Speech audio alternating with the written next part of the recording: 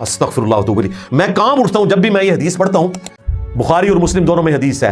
ये मैंने तरतीब में तीसरे नंबर पे इसलिए रखी है, ये सबसे ज्यादा सख्त हदीस है।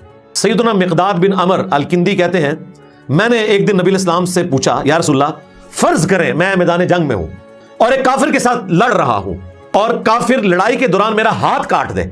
आप जरा इस तरतीब को याद रखिएगा, ये प्रैक्टिकली हुआ नहीं है।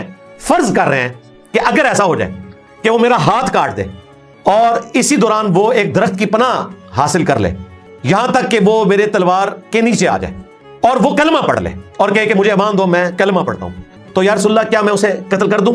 आप अलैहिस्सलाम ने कहा कि तुम उसे कत्ल नहीं कर सकते। फिर उन्होंने दोबारा रिपीट किया, उनका या रसूलल्लाह उसने तो मेरा हाथ काटा हुआ है।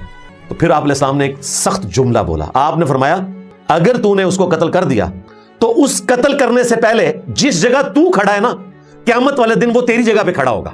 यानी वो मुसलमान होगा, वो मुमिन होगा, वो सहाबी होगा। और कत्ल होने से पहले जिस जगह वो खड़ा था, तू सहाबी होने के बावजूद क़यामत वाले दिन उसकी जगह पर खड़ा होगा। अस्तगफिरुल्लाह व अतूबु इलैह। मैं कांप उठता हूं जब भी मैं ये हदीस पढ़ता हूं कि ये नबी इस्लाम के असहाब का हाल है कि अगर वो इस तरह की एक्टिविटी परफॉर्म करें तो हुजूर कह रहे हैं कि तुम काफिरों की साफ में खड़े होगे और काफिर मुसलमानों की साफ में, अगर तुमने ये किया।